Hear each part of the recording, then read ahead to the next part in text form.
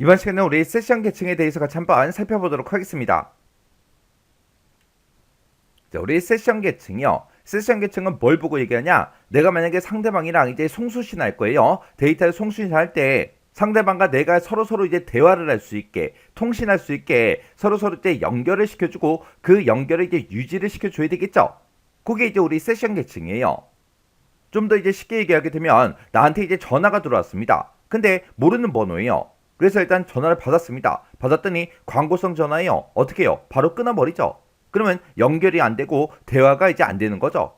근데 전화가 왔어요. 모르는 번호로 이제 전화가 와서 내가 전화를 받아서 누구세요라고 물어봤더니 친구래요. 아, 너구나. 거기까지가 이제 우리 세션 계층이에요. 아, 너구나 하는 순간 이제 계속해서 연결이 유지가 되고 계속해서 이제 대화를 할 수 있는 그런 상태가 되죠. 그게 이제 우리 세션 계층입니다. 그래서 우리 세션 계층에서는 송수신 측이 있을 때 그 송수신 측 간의 관련성을 서로 이제 계속해서 유지를 해주고요. 그리고 대화 제어를 이제 담당합니다. 그래서 상대방과 이제 내가 이제 연결은 됐어요. 연결이 됐을 때 그때 서로 이제 데이터를 주고받을 거 아니에요. 주고받고 할 때 그때 데이터를 어떤 방식으로 이제 주고받을지 그걸 이제 정하는 겁니다. 그래서 상대방과 이제 내가 연결이 됐을 때 단방향 통신 한쪽에서는 무조건 보내주고 한쪽에서는 무조건 받는 그런 형식으로 이제 대화를 할 거냐, 아니면 무전기처럼 한쪽에서 이제 데이터를 보내면 다른 한쪽에서 받고 또 다른 한쪽에서 데이터를 보내게 되면 또 다른 한쪽에서 계속 받고 그런 식으로 이제 우리 반이중 방식으로 이제 통신할 건지, 아니면 동시에 서로 이제 데이터를 주고받고 할 건지 그런 방식을 이제 설정해 주는 게 우리 세션 계층이요. 그래서 대화 이제 구성이 됐든 아니면 동기 제어가 됐든 데이터 교환 관리 기능, 그런 기능들을 이제 해주는 게 우리 세션 계층입니다. 지금 여기 보게 되면 이제 계속해서 동기라는 말이 계속해서 나오는데, 이 동기라는 건 뭘 얘기하냐면은 만약에 야구를 해요. 야구 경기를 할 때 투수가 있고 이제 포수가 있죠. 투수하고 이제 포수하고 서로 이제 공을 주고받고 하는데, 그때 포수가 막 심판이랑 얘기하고 있는데 투수가 막 공을 집어 던져요. 그러면 이제 안 되잖아요. 그래서 투수하고 이제 포수가 서로 이제 공을 주고받고 하기 전에 뭐래요? 사인이라는 걸 주고받죠. 그게 이제 동기를 맞추는 거예요. 그래서 동기라는 거는 송신 측이 있고 수신 측이 있을 때 걔네들끼리 서로 타이밍을 맞추는 걸 보고 우리가 이제 동기라고 그렇게 이제 부르는 겁니다. 그래서 송신 측이 있고 수신 측이 있을 때 서로 이제 대화를 관리하기 위해서 이제 토큰이라는 특수한 이제 메시지를 이제 사용을 해요.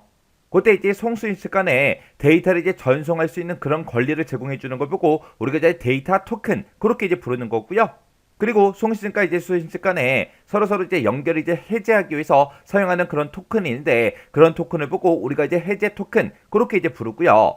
그리고 세션을 이제 연결하는 그 과정에서 동기 처리가 필요한 그 시점에 사용되는 우리 동기 토큰이라는 것도 있고, 그렇게 이제 세 가지가 있어요. 그래서 토큰을 크게 보게 되면 이제 데이터 토큰이다, 그리고 해제 토큰이다, 동기 토큰이다, 그렇게 이제 세 가지로 우리가 나눠 볼 수 있는데, 그렇게까지는 이제 구분할 필요 없고요. 이런 이제 대화를 이제 관리하기 위해서 우리가 이제 토큰이라는 걸 이제 사용한다. 그 정도만 이제 기억하시면 됩니다. 그리고 송수 시측 간의 대화 동기를 이제 위해서는 전송하는 그런 정보의 일정 부분에다가 우리가 이제 체크점을 이제 둬서 정보의 이제 수신 상태를 우리가 체크를 하는데, 그때 그 체크점을 보고 우리가 이제 동기점이라고 그렇게 이제 부릅니다. 얘는 이제 무슨 말이냐? 만약에 이제 학교에서 이제 선생님이 이제 수업을 합니다. 수업을 하는데 수업을 이제 시작해서부터 시작해서 수업 끝나기 5분 전까지 계속해서 무언가를 이제 설명을 해요. 설명을 하고 마지막에 알겠죠? 그렇게 이제 물어봤어요. 근데 어떤 한 학생이 이제 손을 들고 잘 모르겠어요. 선생님 처음부터 다시 설명해 주세요. 그런 경우가 있을 수 있겠죠? 그러면 선생님이 되게 난감할 거 아니에요. 그죠? 근데 또 어떤 선생님은 어떤 내용에 대해서 이제 쭉 설명을 하다가 중간중간에 이제 학생들한테 계속 물어보는 거예요. 일정 부분 이제 설명하고 여기까지 이제 알겠죠? 물어보고 알겠다 그러면 그 다음 거 또 설명해주고, 또 어떤 특정 내용을 이제 또 설명해주고 또 알겠죠? 중간에 이제 물어봤더니 잘 모르겠대요. 그러면 그 한 부분에 대해서만 정확하게 자세히 다시 한 번 더 설명을 해주면 되겠죠? 그래서 우리가 이제 상대방과 내가 이제 데이터를 주고받고 하는데, 그때 상대방이 이제 잘 수신을 했는지 그런 이제 상태를 이제 체크해야 된다고요. 그런 체크점을 보고 우리 이제 동기점 그렇게 이제 부르는 거예요. 해서 이 동기점이라는 거는 오류가 있는 그런 데이터 회복을 위해서 사용하는 거. 그걸 보고 우리가 동기점이라고 하는데 여기에는 이제 소동기점이라는 게 있고요. 우리 대동기점이 있고 이렇게 이제 두 가지가 있습니다. 그래서 선생님이 이제 뭔가를 이제 설명을 해주고 학생들한테 중간에 이제 물어본다 그랬죠? 알겠죠? 라고 물어봤는데 모르겠다라고 하게 되면 다시 이제 또 설명을 해줘야 되잖아요. 그때 그 중간중간에 이제 물어보는 그 시점이 중간중간에 있는지 아니면 맨 마지막에 있는지 거기에 따라서 우리 소동기점, 우리 대동기점 그렇게 이제 두 가지로 나눠지는 겁니다.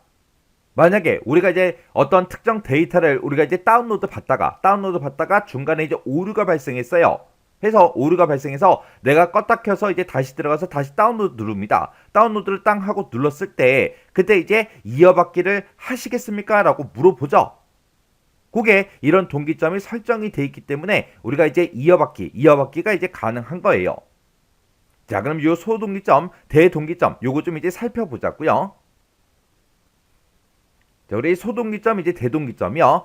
소동기점, 대동기점은 뭘 생각하면 되냐면은 만약에 선생님이 이제 뭔가를 이제 내용을 이제 설명을 하는데 만약에 이만한 길이에 만약에 데이터에 대해서 이제 설명을 한다고 가정을 한번 해보자고요. 그러면 선생님이 여기서부터 시작해서 이제 설명을 시작했어요. 시작해놓고 그리고 설명이 이제 끝날 때까지 계속해서 뭔가를 이제 설명을 합니다. 열중해서 막 열심히 이제 정말 침을 막 튀어가면서 막 설명을 해요. 설명을 하고 설명이 다 끝난 그 시점에 이 시점에 이제 우리 동기점을 두는 거예요. 해서 설명이 다 끝나고 나서 선생님이 이제 학생한테 물어봅니다. 알겠죠? 물어봤는데 모르겠대요. 그러면 이 선생님은 처음부터 다시 설명을 또 시작해야 된다고요. 그게 이제 우리 대동기점입니다. 그러면 소동기점은 뭐냐? 선생님이 이제 설명을 시작하고 나서 중간중간에 이제 학생들한테 계속해서 물어보는 거예요. 알겠죠? 그렇게 이제 물어보는 거. 그러면 만약에 여기서부터 여기까지 이제 설명을 하고 나서 물어봤어요. 물어봤더니 알겠으면 또 그 다음 거 또 계속해서 이어서 설명을 하겠죠? 그래서 또 다시 물어봤습니다. 알겠죠? 물어봤는데 모르겠대요. 모르겠으면 요만큼에 대해서만 다시 이제 설명을 하면 되죠? 그게 이제 우리 소동기점이라는 거예요. 해서 우리 소동기점이라는 거는 하나의 대화 단위 내에서 그 안에서 데이터 전달을 제어하는 그런 역할을 수행해 주는 게 우리 소동기점이요. 그리고 우리 대동기점이다라고 하게 되면 얘는 이제 전송하는 그 데이터의 처음과 끝에 사용해서 전송하는 그 데이터 단위를 대화 단위로 이제 구성하는 그런 역할을 하는 게 우리 대동기점이요. 해서 하나의 대화 그 단위 내에서 이제 체크를 하냐 아니면 처음과 끝에서 이제 체크를 하냐 그 차이입니다. 그리고 이 소동기점과 우리 대동기점의 가장 큰 차이는 수신 측으로부터 이제 확인 신호를 이제 받냐 안 받냐 그 차이요. 우리가 이제 전송이 끝나는 그 시점에 수신 측으로부터 확인 신호를 받지 않습니다. 근데 얘는 이제 처음과 끝에만 이제 동기점이라는 걸 사용한다 그랬죠. 해서 전송이 다 끝나는 그 시점에 수신 측으로부터 반드시 전송한 그 데이터에 대한 확인 신호를 이제 받습니다. 이런 게 우리 소동기점, 대동기점이요. 그래서 우리 세션 계층이라는 거는 송수신 측 간의 그 관련성을 유지하고 대화 제어를 이제 담당하더라.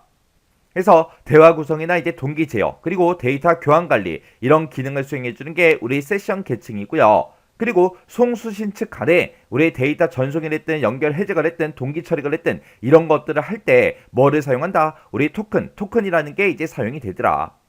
그리고 상대방과 이제 내가 데이터를 주고받고 할 때 그때 정보의 이제 수신 상태를 이제 체크를 해야 되는데 그때 그 체크점을 보고 우리는 뭐라고 하더라? 동기점이라고 하더라. 그때 이 동기점이라는 거는 오류가 있는 그런 데이터의 회복을 위해서 사용하는 건데 거기에 종류에는 이제 소동기점, 대동기점 이런 것들이 있더라. 그 정도 이제 기억하고 지나가시면 돼요.